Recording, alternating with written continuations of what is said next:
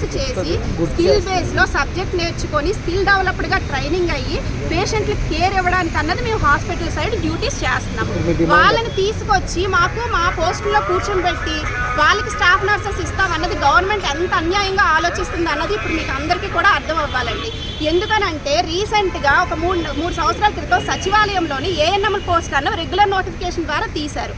అప్పుడు తీసేటప్పుడు మాకు ఏంటంటే కాంట్రాక్ట్లోనే 15 సంవత్సరాల నుంచి ఉండిపోతున్నాం. మేము ఎప్పటికైనా రెగ్యులర్ అవుతామా లేదా అన్న దృష్టితో మమ్మల్ని కూడా పోస్టులకు ఏమైనా పెట్టుకోమంటారా, మేమైనా ఎలిజిబుల్ అని చెప్పేసి అప్లికేషన్ పెట్టుకోవడానికి వెళ్తే ససేమిరా కుదరదు, మీరు జిఎన్ఎంస్ బీఎస్సీ నర్సింగ్ వాళ్ళు ఏఎన్ఎం పోస్ట్కి మీరు ఎలా పెట్టుకుంటారు నోటిఫికేషన్ అని చెప్పేసి ఎవ్వరు కూడా మా అప్లికేషన్ తీసుకోవడానికి ఇష్టపడిన పరిస్థితుల్లో ఏఎన్ఎంస్ని తీసుకొచ్చి ఇప్పుడు మా పోస్టుల్లో యాజ్ ఏ స్టాఫ్ నర్స్గా నర్సింగ్ ఆఫీసర్గా ఎలా కూర్చొని పెడతారని చెప్పి మేము గవర్నమెంట్ని అడుగుతున్నామండి.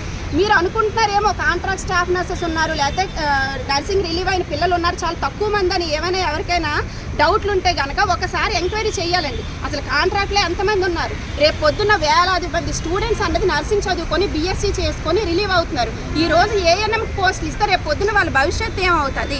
అదంతా వదిలేస్తే పేషెంట్ వరకు మేము వచ్చేదే మా ప్రొఫెషన్ దేనికంటే పేషెంట్కి 24 గంటల పేషెంట్ పక్కనే ఉంటూ పేషెంట్కి సంబంధించినటువంటి కేర్ ఇవ్వడానికి మేము వస్తాం.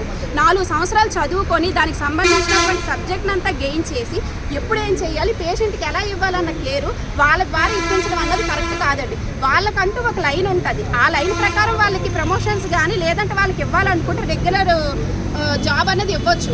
మా వరకు తీసుకొచ్చి ఏఎన్ఎంస్ని వచ్చేసి స్టాఫ్ నర్సెస్గా అన్నది కూర్చొని పెట్టడం కరెక్ట్ కాదు.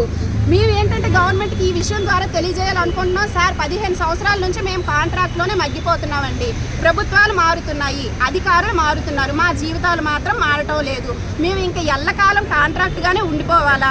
ఇదే ఏఎన్ఎంస్ని మీరు నర్సింగ్ ఆఫీసర్స్గా కనుక కూర్చుని పెడితే రేపు పొద్దున్న ఇప్పుడు చదువుతున్నటువంటి వేలాది మంది స్టూడెంట్స్ వాళ్ళ భవిష్యత్తును కోల్పోతారు. వాళ్ళు అనుకుంటారు మనం ఎందుకు కష్టపడి 3.5 సంవత్సరాలు చదవాలి, 4 సంవత్సరాలు చదవాలి, మనము కూడా 10th చదివేసి ఏఎన్ఎం చేసి వచ్చేస్తే చక్కగా కాలు మీద కాలు వేసుకొని రెగ్యులర్ పోస్ట్ తీసుకోవచ్చు కదా అన్న దీని ఉంటుంది. మా డిమాండ్ అంటే వెంటనే మాకు కాంట్రాక్ట్లో ఉన్న ప్రతి ఒక్క స్టాఫ్ నర్సెస్ని 7,000 మందికి పైగా కాంట్రాక్ట్లో ఉన్నాం, 3,000 మందికి పైగా ఎన్హెచ్ఎంలో కూడా కాంట్రాక్ట్లో పనిచేస్తున్నారు.